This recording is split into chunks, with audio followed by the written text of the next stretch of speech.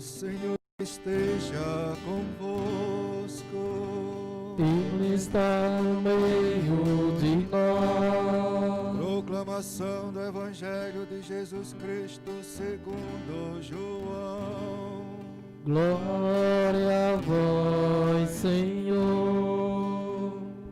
Naquele tempo, disse Jesus a seus discípulos: Se me amais, guardareis os meus mandamentos, e eu rogarei ao Pai, e Ele vos dará um outro defensor, para que permaneça sempre convosco, o Espírito da verdade, que o mundo não é capaz de receber, porque não o vê, nem o conhece. Vós o conheceis, porque ele permanece junto de vós e estará dentro de vós. Não vos deixarei órfãos, eu virei a vós. Pouco tempo ainda e o mundo não mais me verá, mas vós me vereis, porque eu vivo e vós vivereis. Naquele dia sabereis que eu estou no Pai, e vós em mim, e eu em vós. Quem acolheu os meus mandamentos e os observa, esse me ama. Ora, quem me ama será amado por meu Pai, e eu o amarei e me manifestarei a ele. Palavra da salvação. Glória a vós, Senhor.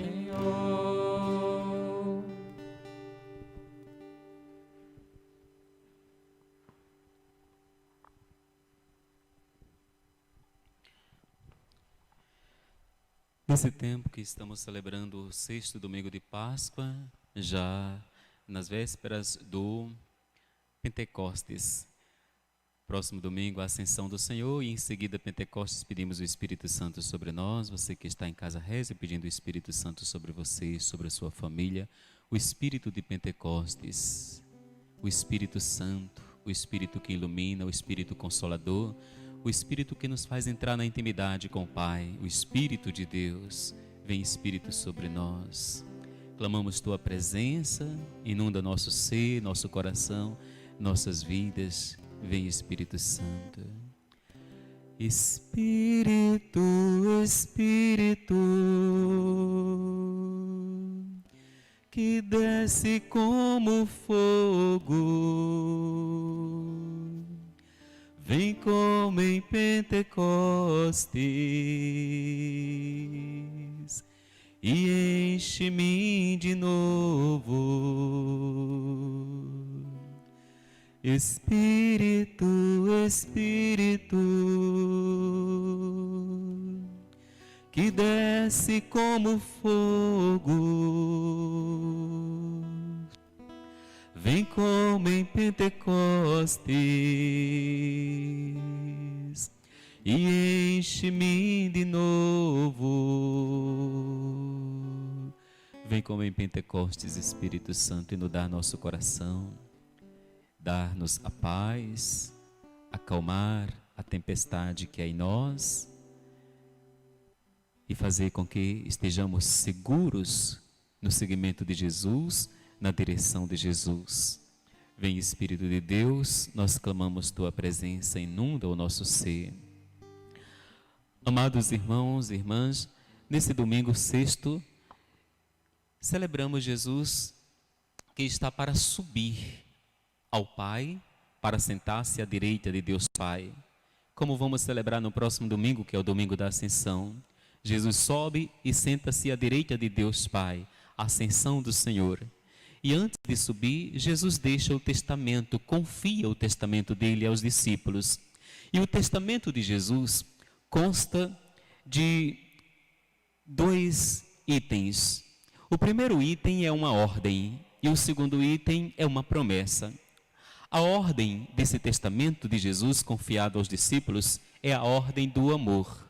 Quando ele diz: se me amais, guardareis os meus mandamentos.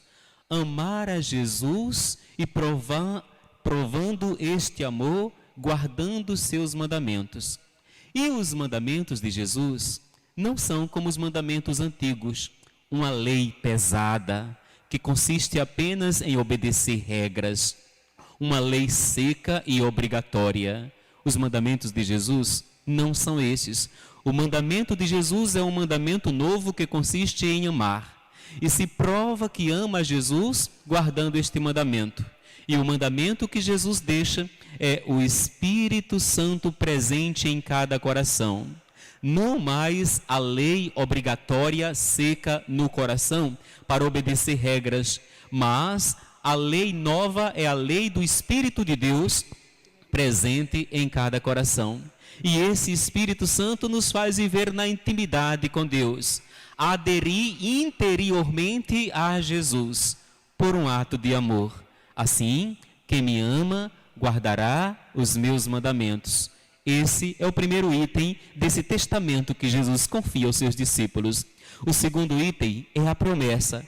E a promessa é a promessa do envio do Espírito, pelo qual Jesus promete permanecer conosco e não nos deixar órfãos. Ele não quer se separar de nós. Vai para o céu, sentar-se à direita de Deus Pai. Fisicamente, Jesus sobe para o céu. Jesus glorioso, fisicamente sobe aos céus, mas não quer separar-se de nós, não quer deixar-nos sozinhos. Em uma outra passagem ele disse: eis que eu estarei convosco todos os dias, até o fim do mundo, até o fim dos tempos. E enviando o Espírito Santo, ele promete permanecer sempre conosco e não nos deixará órfãos. Assim, o Espírito Santo será o nosso defensor. É o próprio Jesus que assim o chama. Mandarei, enviarei um defensor, que é o Paráclito. O nosso defensor, o Espírito Santo, é o nosso advogado, aquele que estará conosco e dentro de nós para justificar-nos de que nós já somos redimidos. A garantia da nossa justificação diante de Deus é que alguém que faz parte de Deus, da Trindade, está dentro de nós, mandado pelo próprio Deus, Jesus Cristo. Agora, o Espírito em nós é nosso advogado, nosso defensor, o Paráclito, que Jesus chama também o Espírito da verdade. Ele fará morada em nós e nos recordará e nos fará viver tudo o que Jesus ensinou. Assim, amados irmãos e irmãs, recordamos que nós temos uma mente constantemente propensa ao esquecimento. Estamos constantemente esquecendo da obra de Deus, do que Deus fez na nossa vida, do quanto Deus é bom para nós, foi bom para nós, tem sido bom para nós. O grande pecado do povo de Israel, e que sempre é chamado de cabeça dura por Moisés, é que esse povo se esquecia toda hora da graça de Deus. Assim, Jesus diz assim: enviarei o Espírito da verdade, ele vos recordará tudo o que eu vos tenho ensinado. Isso é, o Espírito é a garantia de que nós não esqueceremos do quanto Deus fez por nós, do quanto Deus é misericordioso conosco, do quanto Deus demonstrou seu amor para com a gente. Assim, esquecidos que somos, coração duro que somos, mas o Espírito Santo que habita em nós nos fará recordar, nos manterá viva a memória do quanto o amor de Deus foi providente, enviando Jesus que nos redimiu e que nos salvou. Assim, o Paráclito, o defensor, o Espírito da verdade, é chamado também de uma ajuda, nossa ajuda necessária até que o Senhor volte, habita em nós. Passamos a ser morada do Espírito de Deus. E assim, irmãos e irmãs, inicia então o novo tempo. E esse novo tempo é o tempo da intimidade com Deus, pelo Espírito que habita em nós. E aí Jesus diz: o mundo não poderá receber o Espírito que o mundo não pode receber. Por que o mundo não pode receber? Porque o mundo não quer intimidade com Deus. O mundo que já pregou Jesus na cruz continua rejeitando Jesus, continua afastando-se de Jesus, continua não querendo intimidade com Jesus.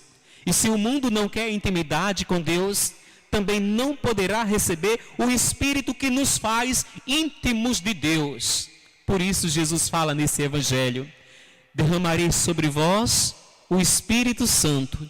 O mundo não pode receber, porque não vê, porque não crê, porque não quer intimidade com Deus. Pois bem, o Espírito nos faz viver na intimidade com Deus. E esse é o tempo novo, tempo da intimidade com Deus, realizada pelo Espírito Santo que habita em nós. Espírito de intimidade, Espírito que habita em nós, que nos faz íntimos de Deus. Quanta graça, irmãos e irmãs, meditar esse Evangelho, meditar esse envio do Espírito, esta promessa que Jesus faz. Porque Jesus diz que o mundo não pode receber, e esse Espírito que o mundo não pode receber habitará em nós, fazendo-nos íntimos de Deus.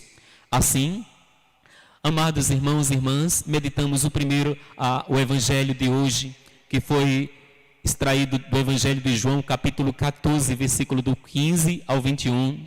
A primeira leitura deste dia é dos Atos dos Apóstolos, e nós observamos que Filipe vai até a cidade da Samaria, e lá anuncia a boa nova. É uma grande graça essa primeira leitura dos Atos dos Apóstolos, porque os samaritanos, que eram considerados um povo impuro, um povo que adorava vários deuses, um povo herege na fé, sem uma fé centrada no Deus de verdade, esse povo é agraciado com o anúncio da boa nova, que Filipe passa por aquela região e anuncia. Ó, quanta graça recebe o povo da Samaria. Primeiro, recebe com alegria o anúncio da boa nova. É agraciado, se enche de alegria, porque chegou lá o anúncio de nosso Senhor, o anúncio da salvação. Depois, experimenta os milagres e os prodígios, os demônios são expulsos, os doentes são curados. Quanta coisa bela acontece naquele dia em que Filipe está pregando na Samaria. Então experimenta os milagres de Deus. No versículo 8 da primeira leitura diz assim: era grande a alegria naquela cidade. Era grande a alegria naquela cidade. Por que era grande a alegria? Porque a boa nova chegou, porque os sinais de Deus estavam acontecendo, porque o povo samaritano abriu o coração para Deus, para a graça. Então, experimenta a felicidade de um povo agraciado, de um povo salvo, de um povo redimido. Era grande a alegria naquela cidade, aquela cidade que se abriu à palavra de Deus, se converteu, aquela cidade que acolheu a boa nova, que não fechou o coração.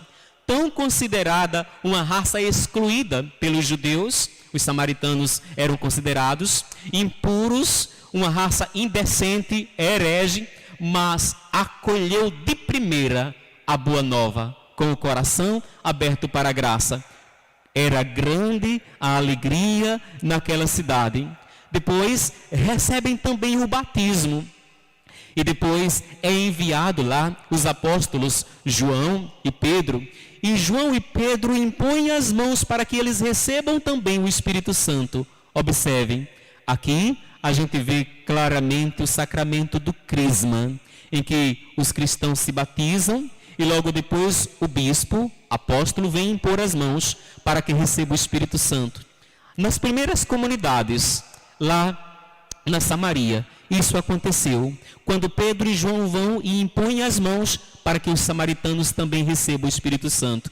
Observe, primeiro foram batizados, depois recebem a imposição das mãos para receber o Espírito Santo. Isso também significa o crescimento na fé, passo a passo, pouco a pouco, esse povo que acolheu a Boa Nova vai se entregando cada vez mais a Jesus, vai aderindo cada vez mais a Jesus, vai avançando na fé, aprofundando a sua pertença ao Senhor, até chegar a uma pertença total, pelo selo sagrado do Santo Crisma, pelo selo sagrado do Espírito Santo. Se batizou, depois a imposição das mãos para receber o Espírito Santo. O que acontece com a gente? Nós católicos nos batizamos, mas batizamos ainda criança na fé da igreja e de nossos pais. É preciso aprofundar, é preciso avançar, é preciso aderir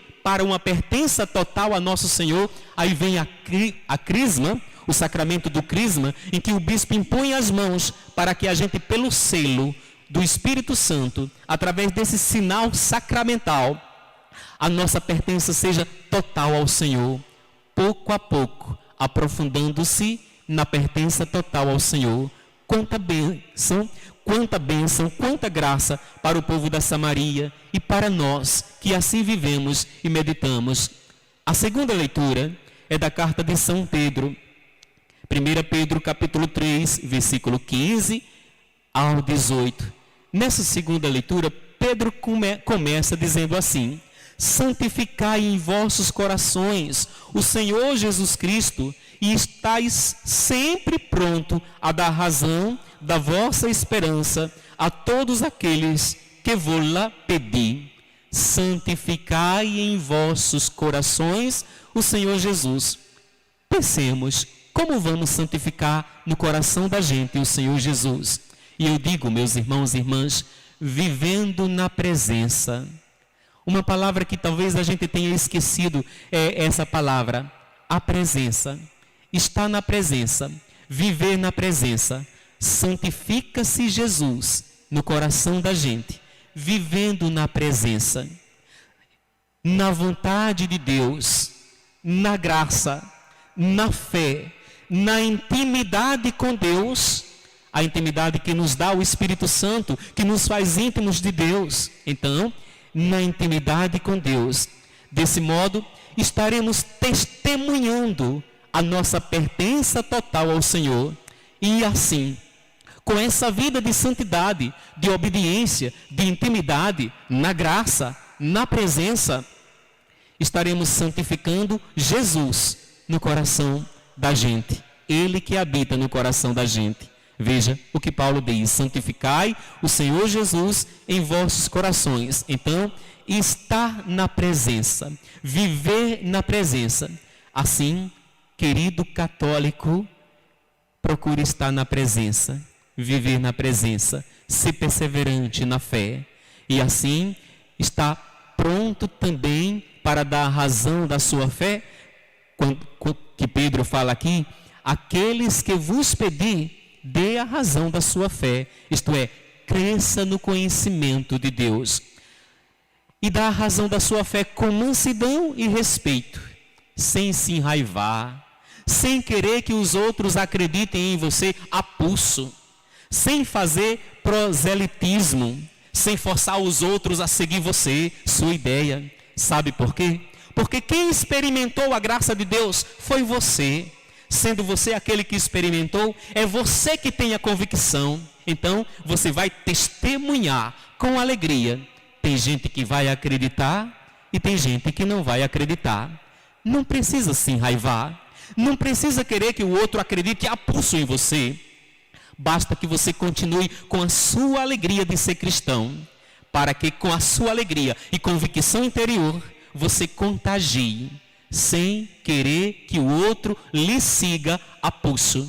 O Papa Francisco fala isso. Não é fazendo proselitismo que evangelizamos, mas é vivendo a alegria da graça de Deus em nós, da experiência de Deus que nós já temos. É vivendo essa alegria que nós damos a razão da nossa fé, como está escrito nessa segunda leitura, e testemunhamos e santificamos a presença do Senhor no coração da gente. Assim, amados irmãos e irmãs que nos acompanharam pelos meios de comunicação, preparem-se bem para o Pentecostes e já comece a rezar as orações pedindo o Espírito Santo, que na verdade se deve rezar sempre, não só agora no Pentecostes, porque o comum da vida cristã é o Pentecostes. E quando o Espírito Santo está, quando o Espírito Santo está, se faz toda a diferença. Por isso que vocês sempre veem que eu começo as homilias sempre pedindo o Espírito Santo, vem, a nós descer divina luz, porque quando o Espírito Santo chega, ele faz toda a diferença. Tudo é docilidade quando o Espírito está, tudo é paz quando o Espírito está, tudo é alegria, tudo se transforma e tudo pode ser transformado quando o Espírito está.